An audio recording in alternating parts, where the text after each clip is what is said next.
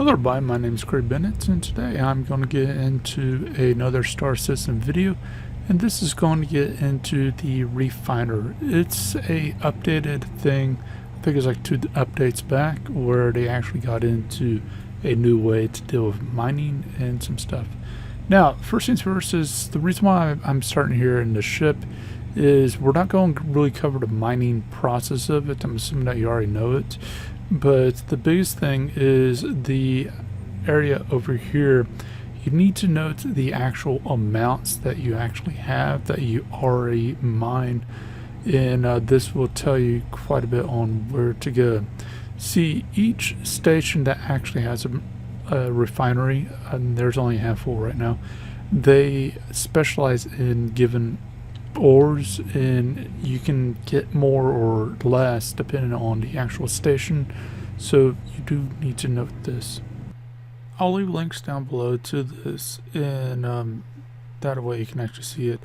Note that these things may change over time, most likely will change over time, but as we can see here, we have several different stations, ARC L1, Crew L1, Hearst, and whatever, and go down the line, and you can see that some stations, like say for example if you have Quantinium, then you don't want to bring it to L1, but you might want to bring it to either this one or that one, depending on things. Of course, you know, with that one being it can blow up, you know, I would recommend just going with whatever that's closest. But if it can't blow up, then I honestly would just say go with whatever the percentage is best. Note, it is worth noting, like with this particular chart at this time, the prices on here may not reflect accurately, but normally the higher up on this chart, the better the price is. So when you're mining, you know, just keep that one in mind. But also keep in mind that, say, for example, if you have, say, a couple grains of this and a lot of something down here, but this one's going to be a really big money maker, then go for trying to figure out the best station to make you the most amount of money. Now, that can be actually quite difficult into itself, so this is where this particular one comes in play. And you simply just put in whatever on the thing, and as far as whatever that's in your ship, and it gives a best return area based on what you told it. And then from here we're going to talk about the method later, but this is basically the best way I've found to actually figuring out where to go. Again, note things may change in the future, and always keep in mind things like the for example, this is May 20th. You know, keep in mind those type of things when it was last updated, and also to keep in mind that there might be better things that come along.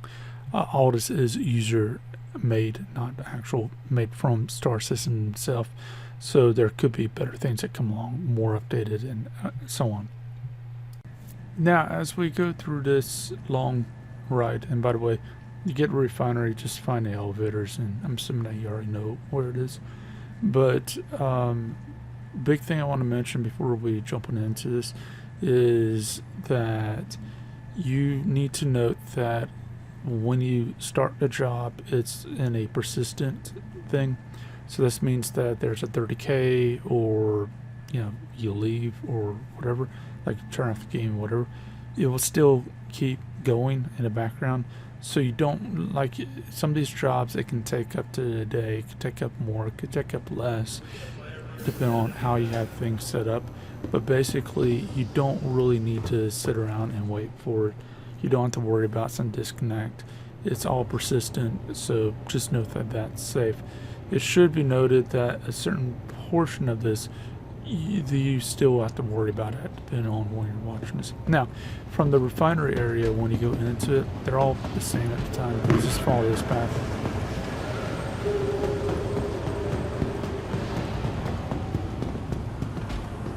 Now, as far as this bottom area here, if you don't have mining back again, I see. equipment, you can get lasers here. You can get the actual rentables here, back again, I see. Well, and so on. hi. So you can get things. This bottom area. The top area, if you go here, you can sell the ores directly. Note the prices are not that good. So notes that, you know, I can get basically double that by actually refining it. So if we go to the actual refiner itself, give it a second or two. So it tells you here if you got a job already going or had one going, it will actually tell you how many is in process, how many is complete, and so on. So if you begin here, notes that there's 3 slots. So you won't see, you'll see just basically 1 slot for a thing, but as you fill it out, you can only do a maximum of 3 orders. But first things first is we need to actually select where we have the ores and set up the order. Now, as of at this time, it's recommended that you go ahead and refine everything. See anything you like?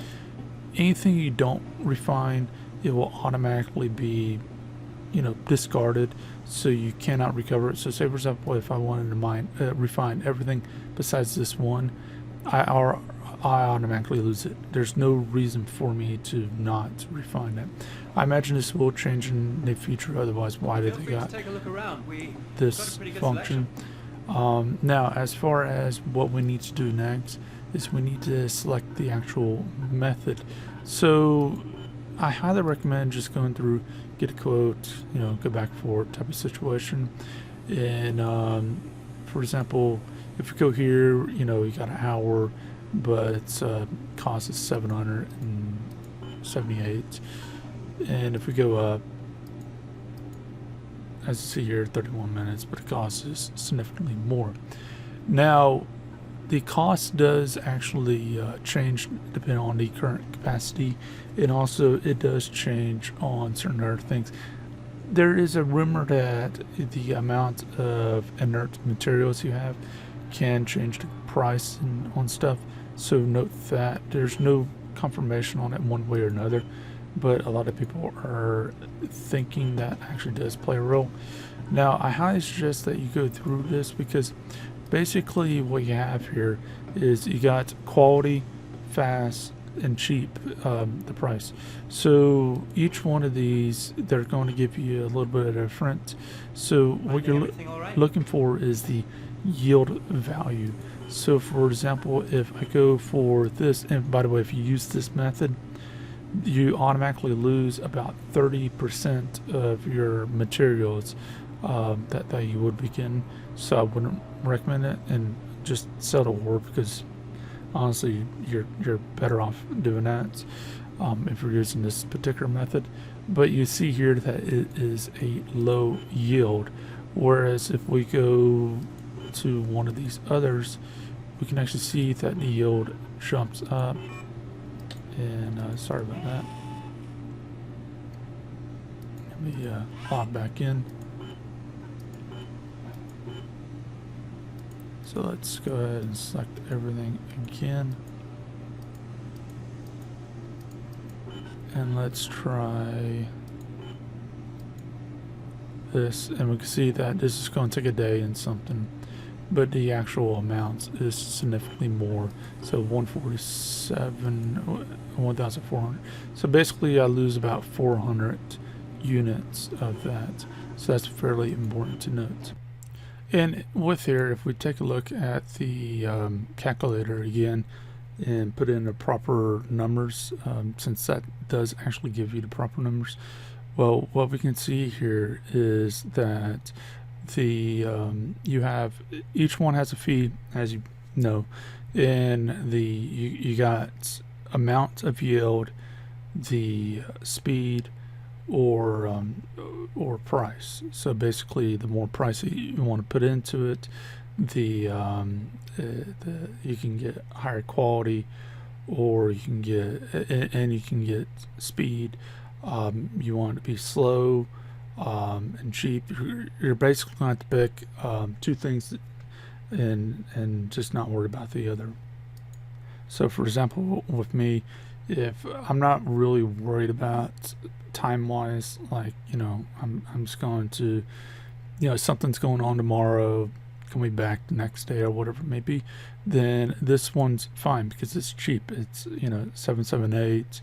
It's the max gain 2,773 gain for that, and basically I just had to wait it out on that. Now that might not seem like a good deal, especially since bounties and stuff like that, you can get that in no time. And yes, that is true, but note that you can actually stack these things up. So basically you can have for this 3 different actual things running at a given time.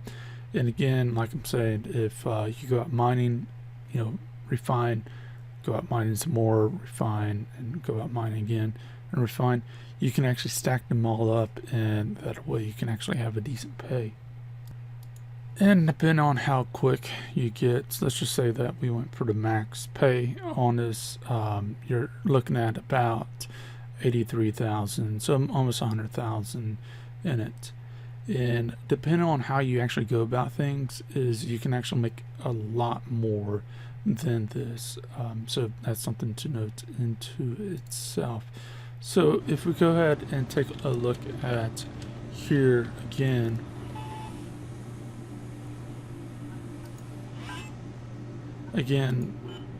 we have 3 different slots and whatnot, and let's just start this particular order.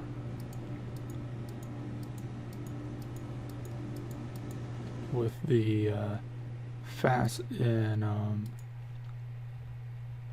whatever method, so which is this.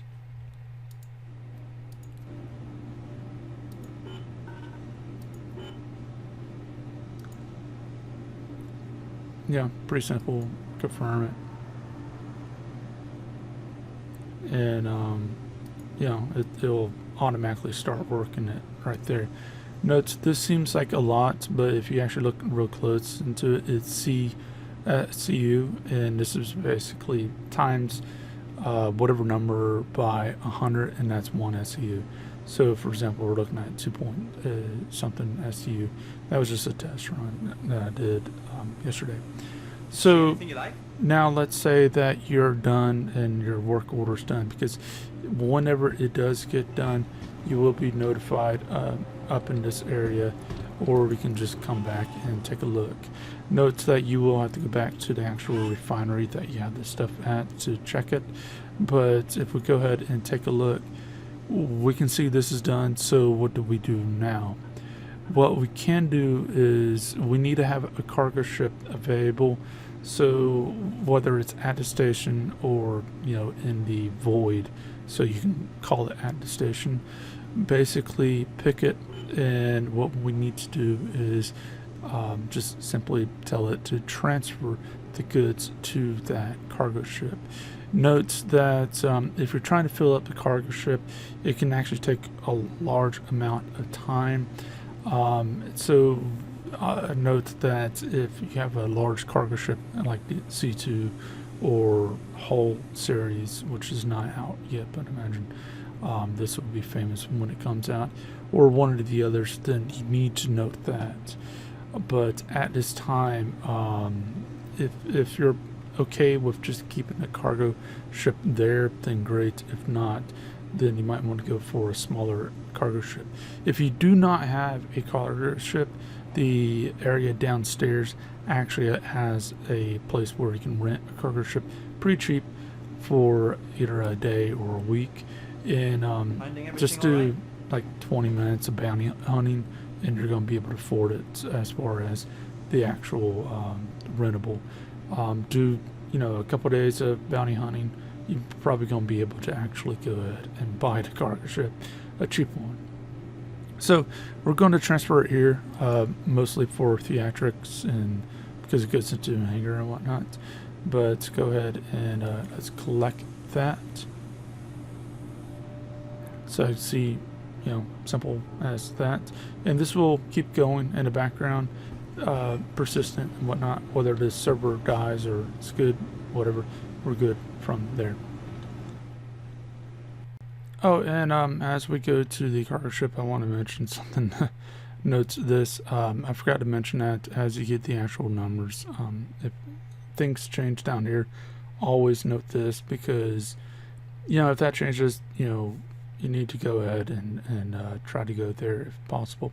For this run, I made a mistake not looking at that, but also it's not really a big deal because honestly, these type of numbers I'm able to get a large more from bounty hunting and other places.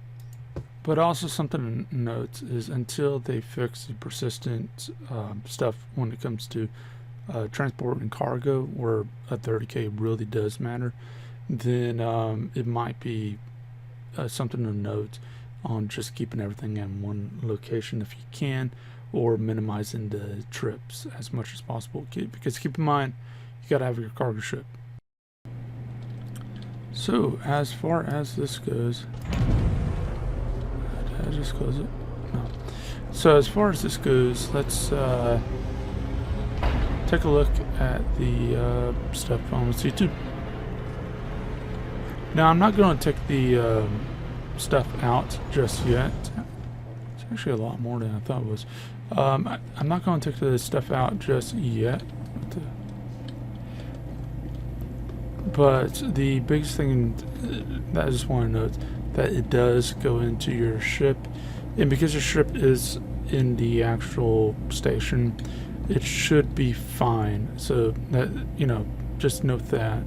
My suggestion on when it comes to this is just load up your ship of choice, keep it at the same station, and just run with it. Again, you can have the thing hop from station to station and do all that, which is fine, but until the 30Ks, the disconnects is a problem of the past when it comes to cargo, because when one happens, you can lose all your cargo. The fact is it might be smarter to just keep it in one area. Or if you're going to do that, go station to station, is to go ahead and sell it as you go. And that way, if a 30K happens, then a smaller chunk gets hit. So that's something to note. One thing I plan to do in the future, when it becomes more valuable, is maybe with a Hull C, is just keep it at a given station and then fill up all as I go, and then call it and do whatever, and go that route. But as it is at this time, it is a big risk, and you just added on quite a bit. In fact, because of this, bounty hunting, in my opinion, is king, because if you die, your ship blows up, a 30K happens, so what? The fact is you just go back out there and do whatever, and most of those missions you can complete extremely quickly. So that's something to also note. But when the persistent stuff happens, and then when we can actually have orgs, organizations, clan, whatever you want to call it, basically when we can actually have them work together. So for example, me filling up this ship, it's ridiculous, it's not going to happen. But if I had a org that was working with me, where they were taking their ships out, I was taking my ships out to mine, but we're taking their ships out, and then we're loading up this one ship, which we don't have access to. I load up with my miner. That means I, as the owner of the miner, have to go to the refinery and do that process. And because, since I was the owner of the miner and I am the owner of the contracts, I'm also having to use my cargo ships in order to do it. Whereas if we're going to have a more of a experience where you can use org stuff or another player's cargo ship and give it to them as far as that aspect, then this can be much more worth it, and this can make some serious amount of money. But doing it on your own at this time, in my opinion, this is not really a viable way to make a lot of money in Star Citizen. But it is neat. It is very neat, and to see how it goes, and we'll see what happens as time goes. anyways, hopefully this helped you out in understanding this, and hopefully that you can make a little bit of money onto it. But you know, if you don't have like a